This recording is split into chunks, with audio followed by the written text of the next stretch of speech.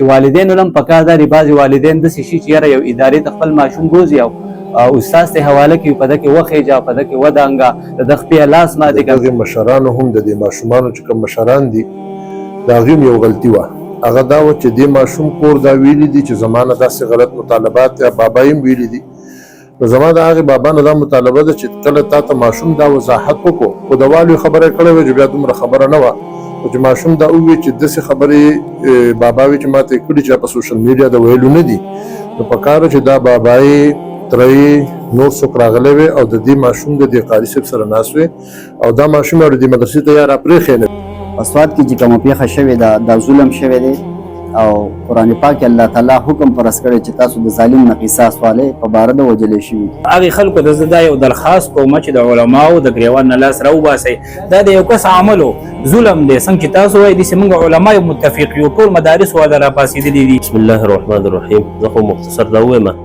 چې د کومه دا واقع شو ده د دې موږ بفور مذمت کوو او انشاءالله سبا په جمعو کې هم په دې باندې خبره کوو. پاتې شوه مدرسو شو یا علما کرام یا داسې ځایونه دا بدنامول نه دي پکار. کوم ځای کې دا واقع شو ده کوم شخص کړ ده هغې له دې سزا ورکړی شي. باقي ټول مدارس هم داسې نه دي، ټول علما هم داسې نه دي او د یو قاري صاحب او د یو عالم په سر باندې نور مدارس او علما بدنامول دا ښه خبره نه ده. بسم الله الرحمن الرحیم. د سوات د خوازخیلې دا کومه واقعه چې شوې ده نو دې کې زه یو دا درخواست کوم چې د دغې مشرانو هم د دې ماشومانو چې کوم مشران دي د هغې هم یو غلطي وه، هغه دا وه چې دې ماشوم کور دا ویلي دي چې زما نه داسې غلط مطالبات یا بابا یې هم ویلي دي. نو زما د هغې بابا نه دا مطالبه ده چې کله تا ته ماشوم دا وضاحت وکړو، خو د والیو خبره یې کړې وه چې بیا دومره خبره نه وه، خو چې ماشوم دا ووایي چې داسې خبرې بابا وي چې ما ته یې کړي چې په سوشل میډیا د ویلو نه دي، نو پکار چې دا بابا یې تره یې نور څوک راغلی وي او د دې ماشوم د دې قاري صاحب سره ناست وي او دا ماشوم یې د دې مدرسې ته یا راپرېښی نه وي او په هغې ټایم په دې باندې ایکشن اخیستی شوی وي. نو د ټولو نه غټه غلطي دې هم کړې، د قاري صاحب خو ډېره غټه غلطي ده، ده له کیپرې کردار ته رسول غواړي، خصمه سزا ول ورکول غواړي او باقي په سوشل میډیا باندې د مدارسو خلاف چې کومې خبرې کېږي زما عزتمندو دا خپل ایمان تباه کول دي. په علماو پسې چې کوم سړی خبرې کوي دا خپل ایمان خپل ځان ضایع کول دي. علما دا ستاسو د اسلامي سرحداتو محافظ دي، د هغوی غلطیانې به بالکل وي، خو لیکن ټول علما بدنامول دا زموږ او ستاسو چې دی نو پیشنه ده پکار. الله دې موږ او تاسو له د سنتو عمل توفیق نصیب کړي او د علماو سره مینه محبت نصیب کړي. بسم الله الرحمن الرحیم. حضرت انس بن مالک رضی الله تعالی عنہ د رسول الله صلی الله علیه وسلم یو خادم او مشهور صحابي دی، ټول مسلمانان یې پیژني. دوی ما 10 کاله د پیغمبر علیه السلام خدمت وکړو. پیغمبر علیه السلام په دې 10 کاله کې ما ته دا نه دی ویلي چې دا کار دی ولې وکړو یا دا کار ولې نه دی کړی. دا اخلاق موږ ته زموږ اسلام ښولي، زموږ پیغمبر ښولي دي، زموږ دین ښولي دي چې دا یو خادم او د پیغمبر علیه السلام د بچي نه ورسره زیاته مینه کړې. خبره وسو د شاګر خبره ده، شاګر چې دی دا د اولاد په شان دا اولاد دی او د استاد د شاګرد لپاره روحاني پلار دی او اسلام موږ ته دا ویلي دي. اسلام خو موږ ته دا تصور راکوي، موږ له دا عقیده راکوي. کومه واقع چې په سوات کې شوې ده د دې چې څومره مذمت موږ وکړو د هغې الفاظ زما سره نشته. دا خو یو درنده انسان و، دا خو یو ځناور و د انسان په شکل کې او هغه یو داسې کار کړی دی چې دا د نه ویلو دی، دله باقاعده سخته سزا پکار ده. او دویمه خبره دا ده چې اسلام موږ ته د انفرادي ژوند تعلیمات ښولي دي او د اجتماعي هم ښولي دي. اوس دا کوم عمل چې شوی ده انفرادي غلطي ده او دا په کور کې هم کېږي، دا په قبیله کې هم کېږي، دا په خاندان کې هم کېږي، دا په ریاست کې هم کېږي او دا په هر ځای کې کېږي. د دې په وجه باندې ټول اسلام بدنامول، ټول مدارس بدنامول. زم دا که یو سړی کوي نو دا دی په غلطه دی، بې دلیله لګیا دی او دا واقعات وکېږي زموږ په خاندانونو علاقو کې هم کېږي. دا انفرادي غلطۍ دي، لہذا خپل انفرادي اسلام پکار ده، اجتماعي اسلام پکار ده. اخیره کې دا وایم چې والدینو لم پکار دي بعضې والدین داسې شي چې یاره یو ادارې ته خپل ماشوم بوځي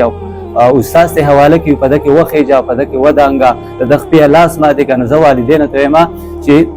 د دې اولاد دا تربیت چې دی دا د استاد او د والدینو په شریکه دی، نو لہذا خپل اولادو خیال په خپل هم ساتئ او په ښه ادارو کې داخلوئ. ډېره مهرباني. بسم الله الرحمن الرحیم. په سوات کې چې کومه پیښه شوې ده دا ظلم شوی دی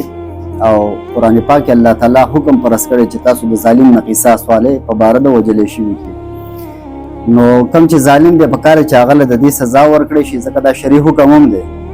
او د ملحدینو د الحاد زور سیوا دی نو هغوی ګوري چې په څه طریقه باندې دین بدنام کړي مذهب بدنام کړي علما بدنام کړي نو په دې وجه باندې ټولې مدرسې ټارګېټ کول ټول علما ټارګېټ کول دا د ملحدینو پروګرام دی نو دا خبره دغه ځای پورې محدود کول پکار دي چې ظالم له دې قصاص ورکړی شي او د هغه نه دې پوره بدله واغستې شي کوم چې شریعت ویلي دي او کله چې قصاص من الظالم نو معاشره به ټوله ټیپ ټاکي او د ظالم نه قصاص نه اخیستل کېږي ځکه ورځ ورځ موږ بار بار خبرې کوو چې په معاشره کې ظلم بیا هم وي دا بله ورځ چې په خوازاخیله کې کومه واقعه شوې ده یو ماشوم هغه د مدرسې یو استاذ په وهلو باندې وژلی دی نو اول خو زه د دې واقعي او د دې حرکت پر زور چې کوم دی مذمت کوم او دغه ظالم ته داسې سزا ورکړلی شي چې نور خلک د هغې نه عبرت واخلي خو دا مسله دا اتفاقي وه په یو مدرسه کې راله دا کله کله په کالج کې هم راغلې ده د دې نه مخکې یونیورسټو کې هم راغلې ده نو که فرض که یو سړی دا واقعه مخې ته کوي او د هغې په وجه باندې مدارس او علما بدناموي نو بیا به زه دا ووایم که کالجونو والا یونیورسټو والا بیا خو هغوی هم بدنامېږي ځکه هغوی کې هم دا واقعات شوي دي او څنګه چې په هر ګروپ کې په هر جماعت کې ښه او خراب خلک وي پولیسان هم ټول خراب نه دي او ټول ښه نه دي دغه شان چې کوم ډاکټران هم ټول خراب نه دي ټول ښه نه دي په هغې کې هم ښه او ناخوش دی دغه شان په مدارسو کې هم ښه او ناخوش دی خو د یو عالم د یو قاري د یو بد عمل د وجې نه ټولې مدرسې بدنامول دا زموږ د ایمان خطره ده که فرض که موږ او تاسو علما مدارس بدنام کو دغه زموږ دا ستاسو دا بچي دا کم خلک چې د بدنامولو کوشش کوي الله رب العالمین به د ده دا بچي راپاسي او د ده بدنامۍ سبب به وګرځي ځکه دا د الله قانون چې کوم دی چیلنج کول دي ته د قرآن بدنامي کې دا د الله کلام دی د مدرسې بدنامي کې په دې کې د الله کلام ښوولی کېږي نو هغې خلکو د زما یو درخواست دی چې د بدنامولو کوشش چام کړی دی نبی علیه الصلاۃ والسلام فرمایي چا یو انسان وشرمو هغه ذلیل کو نو دی به د خپل نغری په غاړه باندې ناس الله رب العالمین به د مرګ نه مخکې دی ذلیل کی ان تر دې چې د خپل نغری په غاړه بناسي هغه خلکو د زدا یو درخواست کوم چې د علماو د ګریوان نه لاس راوباسي دا د یو کس عملو ظلم دی څنګه چې تاسو وایي د موږ علما متفق یو ټول مدارس والا را پاسېدلي دي زموږ وفاق المدارس والا را پاسېدلي دي نور وفاق والا را پاسېدلي دي هغوی د دې خبرې مذمت کړی دی او دغه دا یو مطالبه د حکومت نم کړی ده چې دغه ظالم ته داسې عبرتناک سزا ورکړلی شي چې آینده دپاره څوک داسې عمل بیا نه کوي نو موږ ستاسو سره په دې کې متفق یو تاسو د الله رضا دپاره د علما ټول علما مه بدناموئ ځکه ټول مدارس علما کم از کم یو شانتي نه دي